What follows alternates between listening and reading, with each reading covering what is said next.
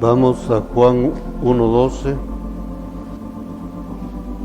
Dice: mas a todos los que le recibieron. Romanos 10:9 dice que si confesares con tu boca que Jesús es el Señor y creyeres en tu corazón que Dios le levantó de los muertos, serás salvo. Entonces, de esas dos ideas, de que hay que recibirlo y que hay que confesarlo con nuestra boca, a alguien se le ocurrió que haciendo una oración donde diga que hay que recibirlo, esa es la manera correcta de recibir a Cristo. Pero el domingo pasado vimos que en la iglesia de los Hechos, incluso el mismo Señor Jesucristo nunca nos mostró que para ganar a una persona a Cristo haya que hacer una oración. Nunca le dijo a nadie: mira, tienes que hacer una oración. Sí le dijo a Nicodemo: tienes que nacer de nuevo, pero ahí no dice que se nace de nuevo haciendo una oración. El concepto es válido, o sea, la palabra lo dice. Como hemos dicho, el enemigo usa la ley para engañarnos. Entonces, como allí dice que hay que recibirlo, a alguien se le ocurrió eso. Entonces, que uno diga: yo te recibo como mi Salvador personal. El concepto de recibir en la Biblia tiene dos formas. Lo natural nos enseña eso, no es ningún secreto. Si yo estoy en mi casa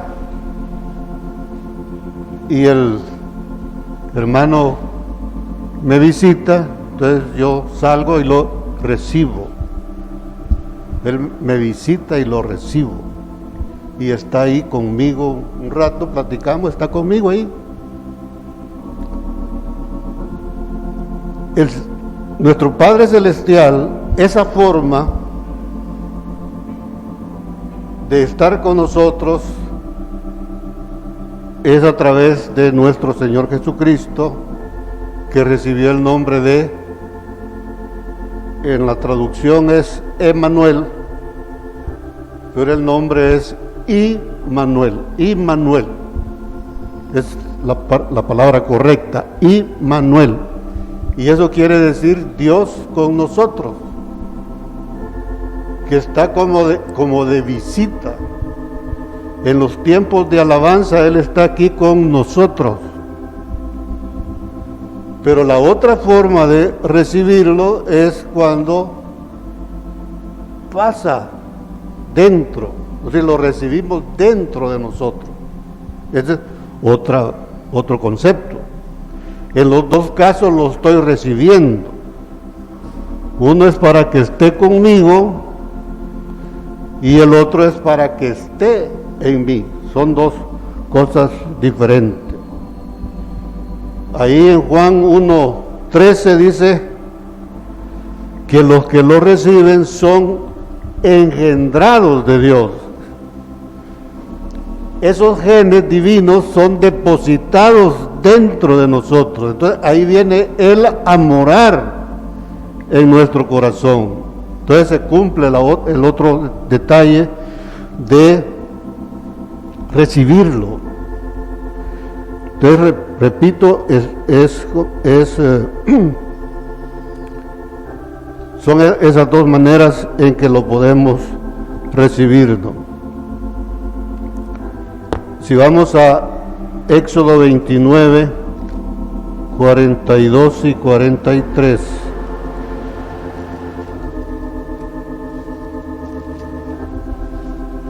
Dice: esto será el holocausto continuo por vuestras generaciones a la puerta del tabernáculo de reunión delante de Adonai, en el cual me reuniré con vosotros para hablaros ahí.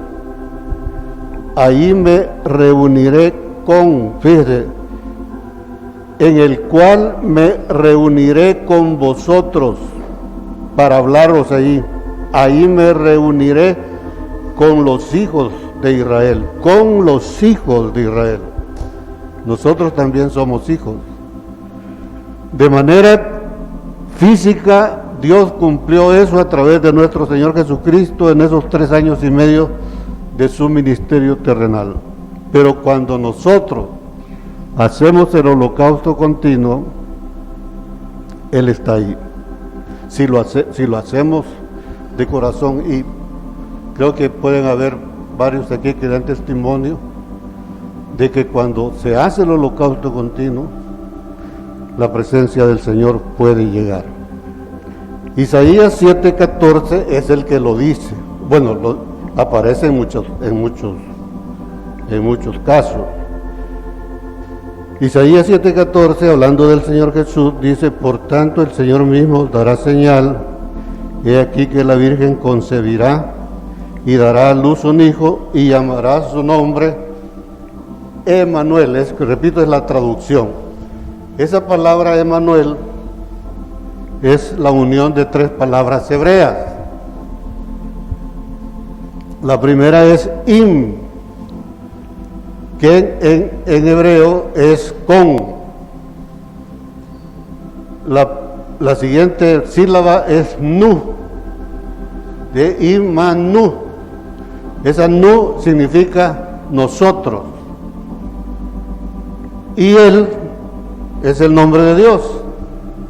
En hebreo el sujeto va al final, con frecuencia el sujeto va al final. Entonces, si uno tradujera literalmente la palabra, es con nosotros Dios. Y entonces, para que en el español tenga más sentido, decimos Dios con nosotros, pero es simplemente una traducción literal. Y con no es lo mismo que en. Está haciendo énfasis en recibirlo en. Ese es otro. Entonces, nosotros necesitamos las dos. Necesitamos que esté con nosotros, en medio de nosotros, o sea, que esté llenando este templo ahorita y que nos permita que captemos la atención de Él. Pero el otro evento que es más importante y más real es cuando lo recibimos adentro, que es lo que hacía referencia al hermano, ¿no? Entonces, cuando los genes de Dios son depositados en mi corazón, Él ha entrado, yo lo he recibido adentro. Pero no quita lo otro, que la Biblia está llena de casos de visita donde el Señor está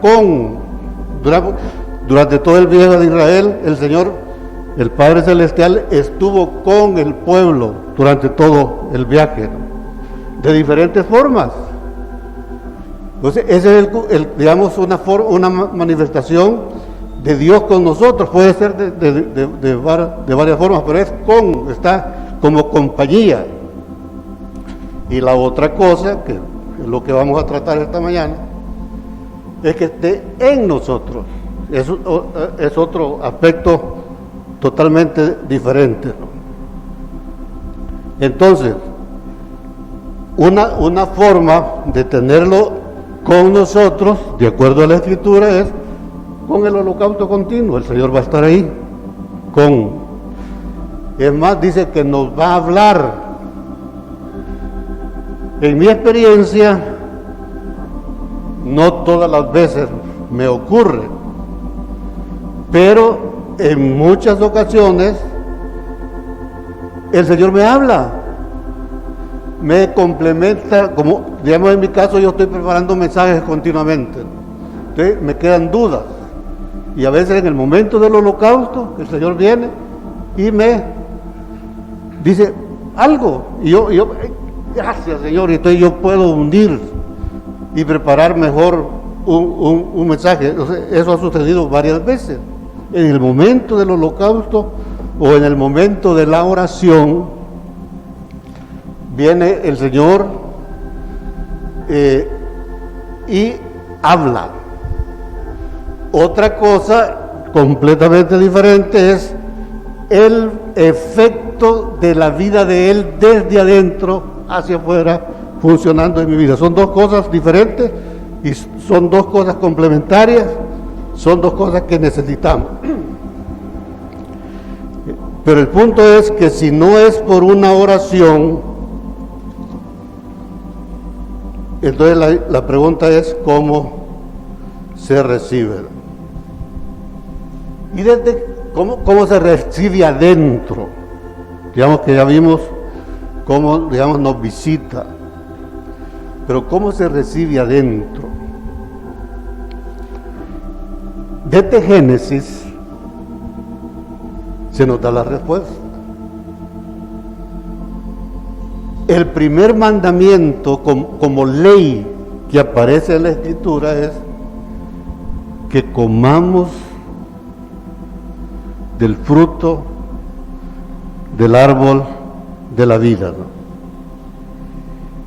Entonces Dios usa la figura de un alimento. Cuando usted come frijoles, o sea, los frijoles entran. O sea, Jesucristo es mi alimento. Yo debo comerlo. Y para que sea más completo, Dios, ahorita estamos hablando de eso, pero también es mi bebida, es mi aliento, mi respirar. Y en esos tres casos, que es alimento que está entrando, ya sea como algo sólido, como algo líquido o como aire, respirar, es la vida de Dios que se nos está dando. Él vino para que tengamos vida, y esa vida es la que podemos adquirir a través de comerlo y beberlo y respirarlo. Entonces se trata de una comida, no de una oración. La Iglesia Católica captó más que la Iglesia Evangélica. Estoy hablando de la Iglesia Evangélica después de la Reforma, porque la Iglesia del principio era comiendo, así era la práctica. Entonces la Iglesia Católica captó más el concepto, y entonces ellos comen. Pero bien, el espíritu de engaño otra vez hace pensar que la comida es un pan en forma de una hostia, ¿no? Pero lo están comiendo. Y por ejemplo, hay personas que, yo era uno que yo en mi infancia no cometía pecados. Entonces, yo ni me confesaba, sino que todas las veces que iba a la iglesia, que había comunión, yo me iba al altar a que me dieran mi pancito. El espíritu de engaño hace que los que creen en el Señor coman, lo reciban de esa manera. Pero no es eso tampoco. Esa figura corre por toda la Escritura. Todos sabemos aquí, de acuerdo a la figura del viaje de Israel, que el comienzo de la vida cristiana está determinado por la Pascua, y que se tiene la Pascua, uno celebra la Pascua cuando recibimos a Cristo. Pero recibir a Cristo ahora es el equivalente de la Pascua en el Antiguo Testamento, que marca el momento de la salida, ¿no? Y entonces, ¿qué es lo que estaban haciendo? ¿Qué es lo que Dios ordenó a Moisés para el momento, para celebrar la Pascua?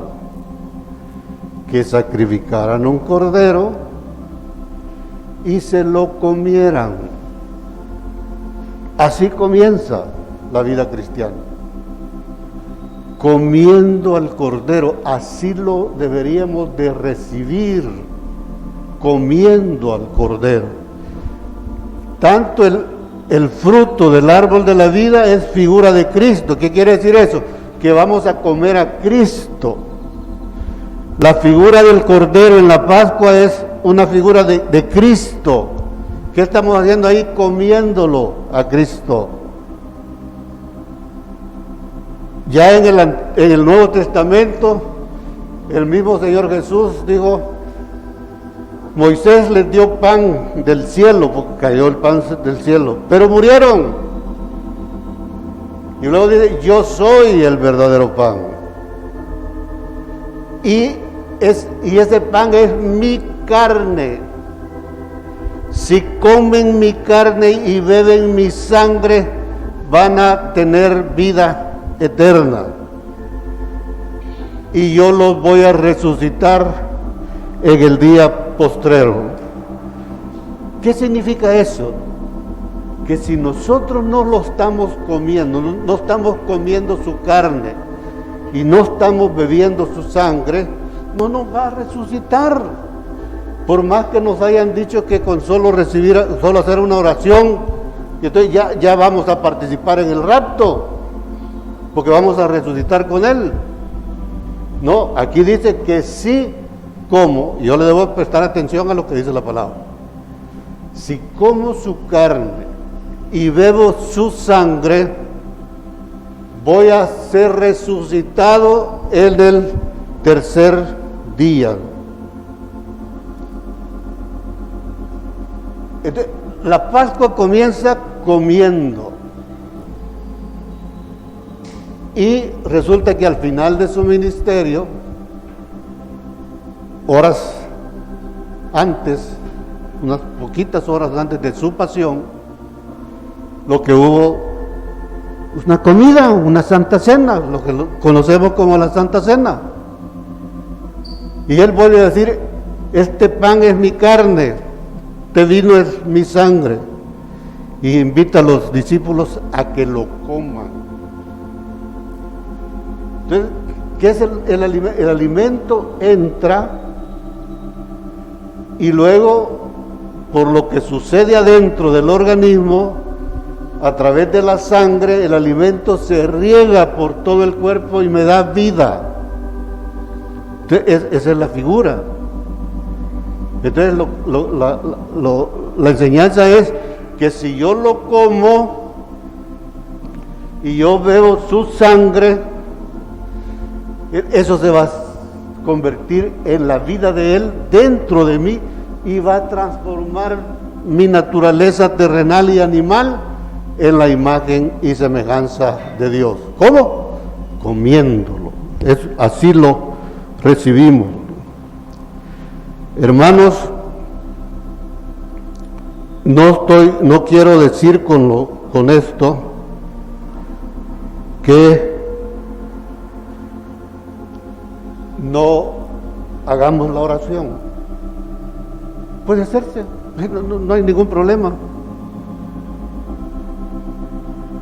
Pero el punto principal es que lo comamos. Cuando lo comamos y su vida vaya haciendo esa transformación dentro de mí como un fruto, yo lo voy a conocer más a Él. Y por esa experiencia que debe ser real en nosotros, yo le puedo decir, Señor, yo puedo hacer la oración, decirle, Señor, ven, quiero recibirte, quiero más de ti. Pero si quiere hacer, no es de hacerla una vez, es de hacerla las veces que queramos, pero con entendimiento. Que sepamos qué significa eso. O sea, no es necesario, no estoy diciendo yo que no hay que hacer la oración. Podemos hacerla. Pero el punto clave es que lo recibamos como comida, comiendo. Y ese alimento divino es el que va a hacer la transformación. Y es una transformación constante. Comenzamos esto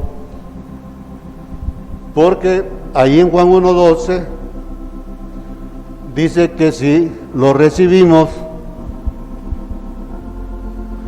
Dios nos da por eso, nos da la potestad de ser hechos hijos. Fíjense qué tremendo. Y cuando uno ve la palabra hijo, es tecnón, no es guío. O sea, si uno atiende la escritura y no lo que le dicen, uno debe entender que Dios lo que me está diciendo es que cuando he sido engendrado, recibo la potestad de ser hecho un niño, un tecnón, un hijito. Dios el Padre nunca le llamó hijo a Jesús en los primeros 30 años de su vida. Fue hasta que él fue bautizado en el río Jordán que las puertas del cielo se abrieron y el Padre Celestial dijo: este es mi hijo. A él, no el Jesús del pesebre. El Jesús del pesebre, dice la Escritura, que ahí fue hecho menor que los ángeles, dice la palabra. Fue hecho menor que los ángeles. Hecho semejante a los hombres, como nosotros. Y nosotros no tenemos la imagen de Dios. Así nació Jesús. Pero Él comenzó a crecer comiendo. Y entonces alcanzó la madurez a los 30 años. Esa es la forma. Pero quiero que por favor vayamos a Mateo 5:9. Yo solo les voy a dar unas 3 citas. Ustedes pueden buscarlas, o cuando están estudiando van a encontrarse con muchas. Dice Mateo 5:9: bienaventurados los pacificadores, porque ellos serán llamados hijos de Dios. No dice ahí que por hacer una oración somos hijos. Vamos a ser pacificadores. Fíjense, para ser pacificador se necesita que haya paz en nuestro interior primero. Y entonces no nos vamos a enojar con los demás. A veces alguien está cumpliendo con su trabajo y venimos con una actitud totalmente negativa porque a mí no me gusta cómo lo hizo. Podemos orientarlo. Le podemos decirle a la persona: mire, esto se hace así. Que se nos olvide ya el orgullo, la soberbia, sino que humillémonos y amémonos, ¿no? Y entonces, si somos pacificadores, vamos a ser sus hijos, no por hacer una oración. Ahí mismo en el capítulo 5, versículo 44 y 45 dice: pero yo os digo, amad a vuestros enemigos, bendecid a los que os maldicen, haced bien a los que aborrecen. Fíjense aquí lo que estamos diciendo, ¿no? Haced bien a los que aborrecen, bendecid a los que os maldicen, haced bien a los que aborrecen, orad por los que os ultrajan y os persiguen, para que seáis hijos de vuestro Padre que esté en los cielos. Imagínense lo que se necesita para ser hijo de Dios. No es por una oración, hermano, es lo que trato de comunicarnos. Apocalipsis 21:7 dice: el que venciere heredará todas las cosas, yo seré su Dios y él será mi hijo. Al que venciere, ¿en qué tiene que vencer? Estudie el mensaje a las 7 iglesias de Apocalipsis. Ahí están 7 áreas en las que tenemos que vencer, y cuando venzamos en todas esas áreas, entonces Dios nos va a decir que somos sus hijos, y Dios puede decirle a las naciones: en Él está mi hijo, óiganlo a Él, porque mi hijo está en Él, ¿no? Una cita más, Efesios, que es bien conocida, Efesios 4, 12 y 13, dice: a fin de, fíjense, de perfeccionar a los santos.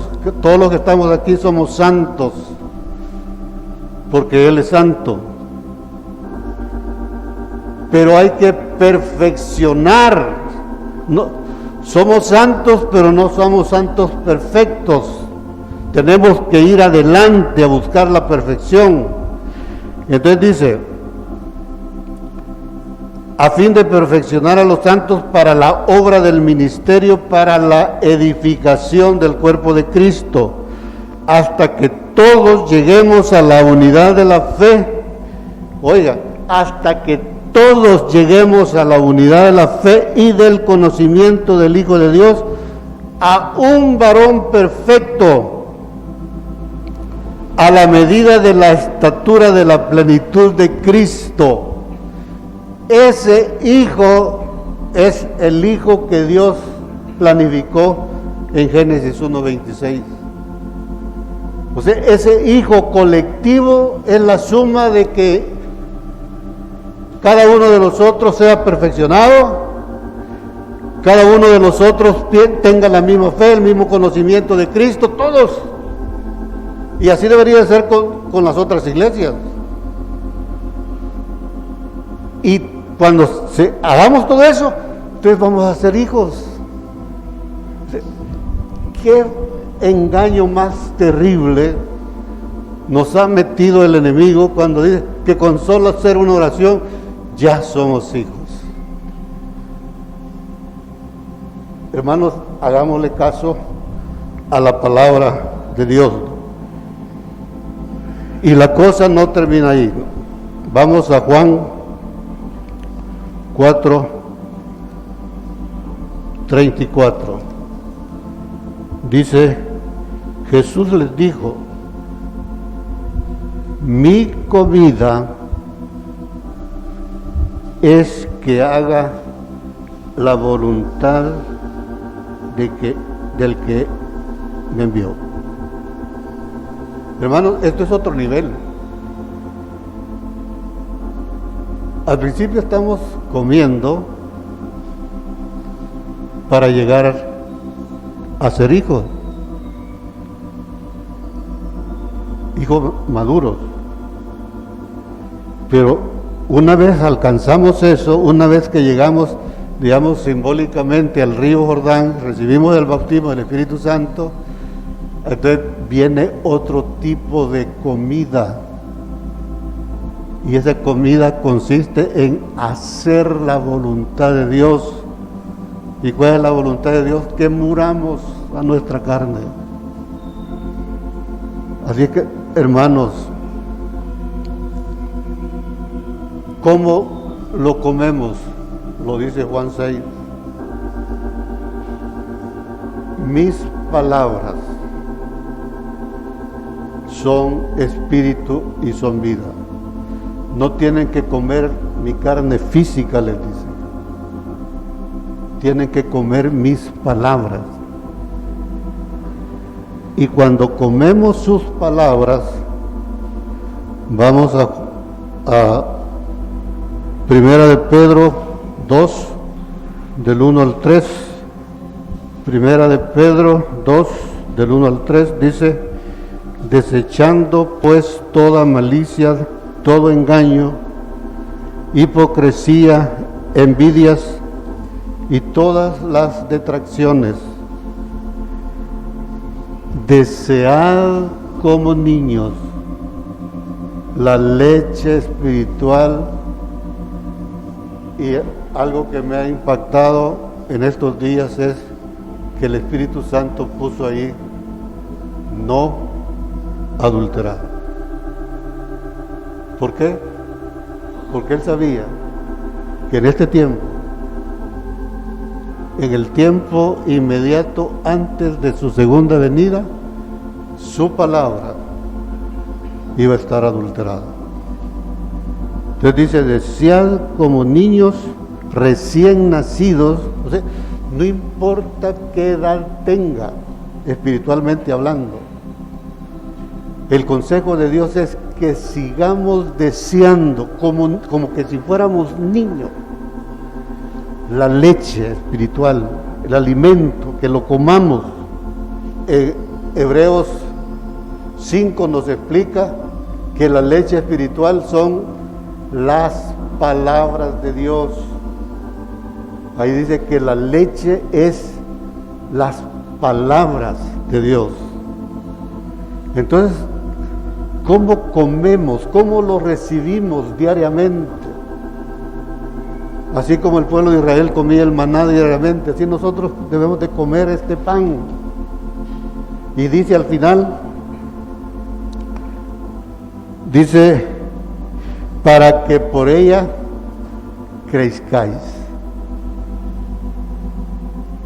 Para salvación. ¿Qué significa eso? Que tampoco es cierto que con solo hacer una oración ya soy salvo. El apóstol Pedro nos está diciendo, por inspiración del Espíritu Santo, o sea, el Espíritu Santo es el que está hablando, que yo debo desear como niño la leche espiritual no adulterada. ¿Y cómo lo logro eso? Comiendo yo, obviamente, como se ha anunciado aquí al principio, en el periodo que estamos aprendiendo, nos vamos a equivocar, no una, varias veces. Pero si estamos comiendo todos los días la misma palabra, por obra del Espíritu Santo, va a ir corrigiendo esos errores y nosotros debemos de aceptarlo y cambiarlo. Y entonces, así vamos creciendo. Nadie crece perfecto. Los niños se caen, tienen que aprender a caminar, aprender a hablar, y para todo eso no es fácil. Así es esto. Entonces, ¿cuál es el problema en que nos equivoquemos? El problema de equivocar, pero que yo insista que lo que yo digo, eso está mal. Pero si yo me equivoco, pero estoy con la disponibilidad de corregir lo que he dicho a la luz de la palabra, no, es el camino correcto. Entonces no hay otra forma, hermano. La forma de una es que Dios esté con nosotros y otra es que Dios esté en nosotros. Y para que esté en nosotros, la forma correcta de recibirlo es comiendo. Desde la Pascua se nos enseña eso. Termino con esto. ¿Qué significa que desde la Pascua debo comer? Ahí tenemos otro engaño. Todos tal vez han pasado por la experiencia de que cuando en cualquier iglesia, cuando el pastor está haciendo la invitación para recibir a Cristo, los diáconos andan por todos los pasillos del templo viendo quién es nuevo, Y si ven a alguien, se sientan a la par de él y lo empujan, literalmente, le pegan con el codo y le dicen, vaya, vaya. Sí, lo hicieron conmigo, y sé que sucede eso, tal vez no en todas las iglesias como sucedía en la mía, pero sucede. Entonces, ¿cómo alguien puede ser pacificador, amar a los enemigos y todo? Desde ahí, no. ¿Qué es lo que se necesita? Y ojo, para los que le hablan de Cristo a otros. Primero, quiero darles un testimonio. No sé si ya con los líderes lo compartí. Yo invité a un vecino a que comenzáramos a estudiar la palabra y me aceptó. Entonces pero voy a venir, me dijo, cada 15 días. Está bueno, le digo. Si yo hubiera estado ahora en la iglesia donde yo nací,